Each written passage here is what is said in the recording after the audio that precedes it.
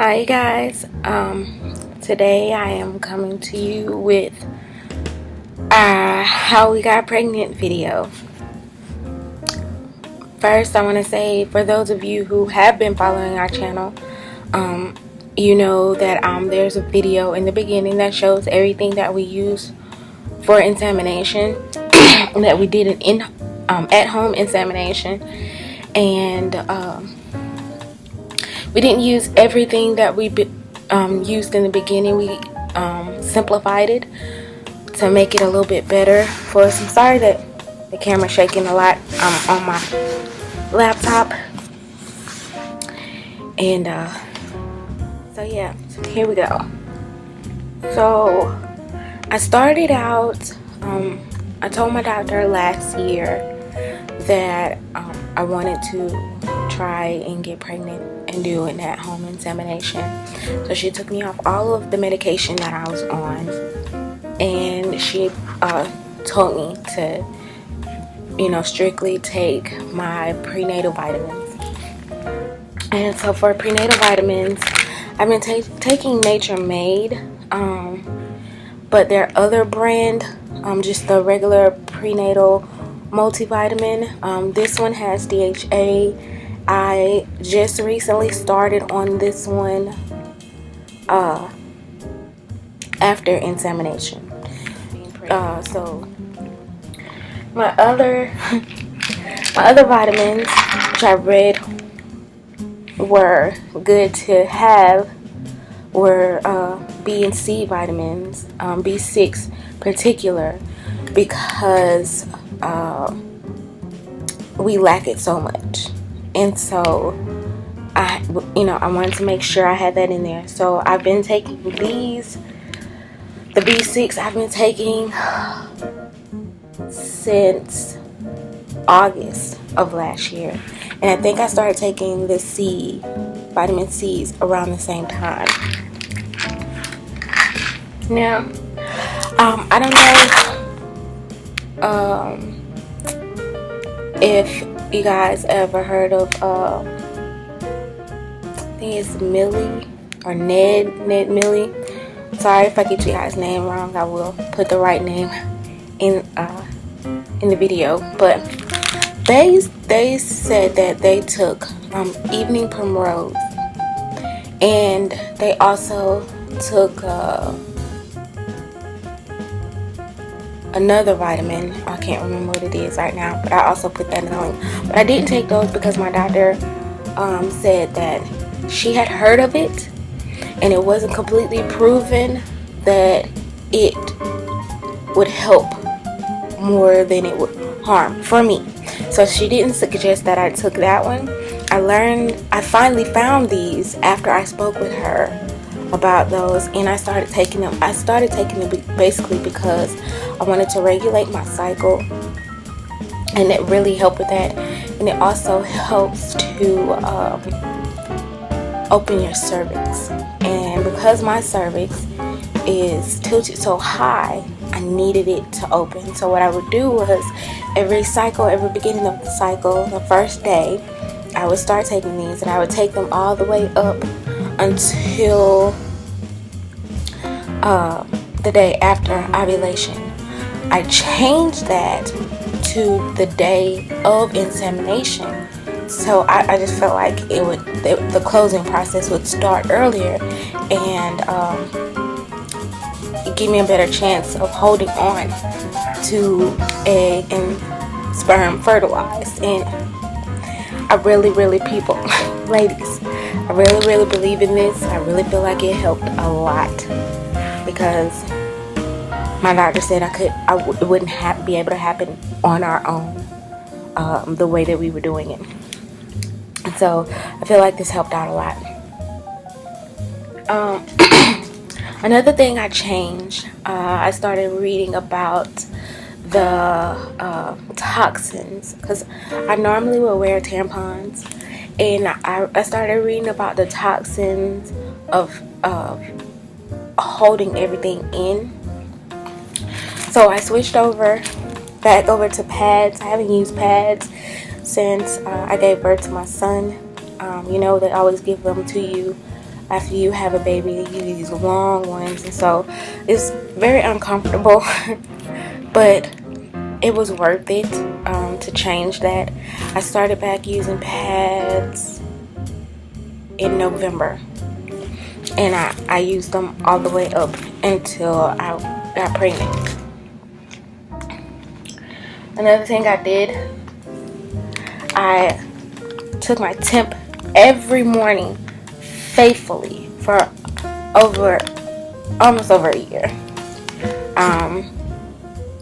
I started, everything started to change with my temp when the seasons began to change, and it would drop. It was lower before I started this process, and then once my body got adapted to all of the vitamins, it started to pick up, and that helped out. I feel like taking your temp every morning, it helps you learn your body. I was able to know when my cycle was coming on, knowing how long it was my period was going to stay on, knowing when I was going to ovulate.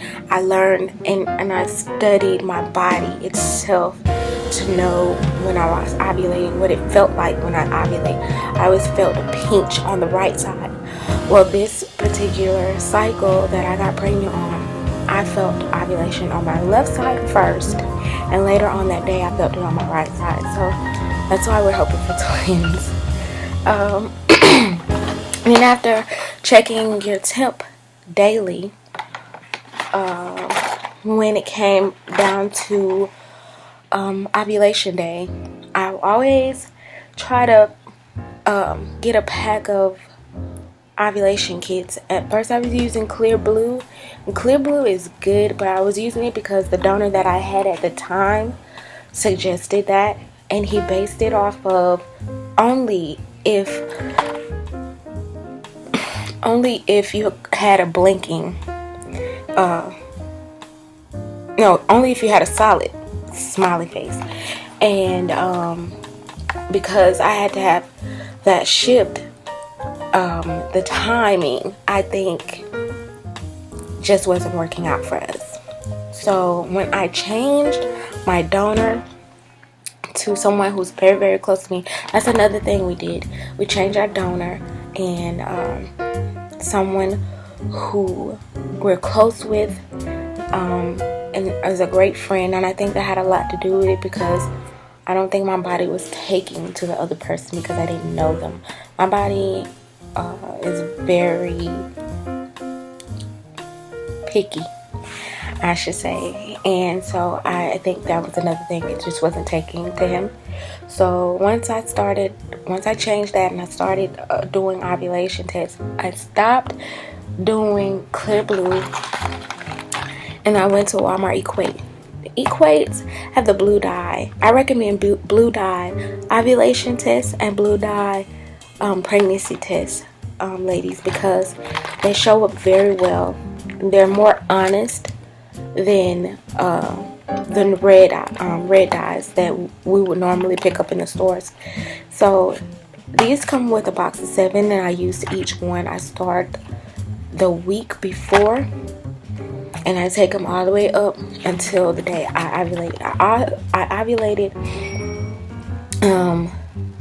on time, and so I ovulated on the 6th day, and I also took the last one just to see, and I was still in the process of ovulating. 6th day and 7th day both came up positive on ovulation. I did my insemination on the 6th day, so that made it a lot easier. When we did insemination, you ladies know what this is. This is the Instead Soft Cup. It's where the donor deposits and inserts, and I leave it in no more than 6 hours, no more than 12 hours, no less than 6 hours is how long I keep it in. Another thing that I use completely different this time is the exercise ball. And You guys know I moved, and so I do have it with me, but it's packed up here. But I used the exercise ball and laid across it to get my hips up higher than I normally could with my pillow, which I just use to lay back on right now. And I think it helped out a lot to get me in the right angles. I would elevate my hips, but I didn't do a lot of rocking on it. But what I did was I would change how high. Like 1 minute I'll have, the ball in the middle of my back, and then I would roll my hip up. It wasn't like a rocking, it was just a slow motion. And then I would flip over and do that same thing laying on my stomach. So I think that those things combined, all of this combined, and knowing my body had a lot to do with me getting pregnant. I did not use any. I started taking prenatal vitamins back in March of last year, 2014, and I didn't start doing the at-home insemination until October. And I that prepared my body very well, and it prepared me very well for knowing my body. That is a big top thing, ladies. Know your body. I understand that sometimes you get frustrated because it's not happening for you fast enough, or everything that you're doing isn't working, but sometimes just knowing your body helps you out a lot. Another thing I use, my favorite app that I used the whole time, like I really didn't use any other app until I got down to this last cycle, but Fertility Friend. Give it a minute. Sorry, it's so bright.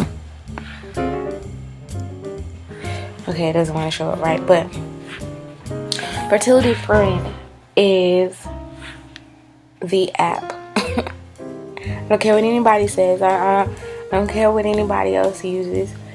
If you use Fertility Friend and you use it every day, every single day, whether you're trying or not, because there were some times where we had to take breaks because the donor that we originally had couldn't work with us. So I still did my temp every morning. I took my vitamins every day, and I use Fertility Friend. I put all my information in there. It takes them about 3 cycles to learn your body for you, and then once it learns your body for you, it teaches you what's going on with your body. And I absolutely love Fertility Friend. You can have it on your phone, you can have it on your tablet, you can have it on your laptop, and they all connect, and you all, if you don't have one in your hand, you use other. You put everything in it. It's a no-brainer, you guys. And yeah, so that's what we did. And it was just keep your faith in everything, you guys, and know that it will happen one day. I see a lot of young ladies who have medical conditions, and I think if they just calm their body and give their body a chance to work itself towards where you're trying to go, I'm pretty sure you can be very successful without medication. But like I said, even if you have to use medication, if your doctor just feels dead out that that's what you need, then be careful and be mindful and research a lot of the medication that they're putting you on. Not saying go online and look up all this. So sometimes you can go to the library and pull out medical dictionaries. I did that with my daughter when I thought I was pregnant. I pulled out a lot of medical dictionaries, and I looked up what was going on with me. I diagnosed my own pregnancy before I took a pregnancy test. So, it's not always what's online. Sometimes they're still in the books.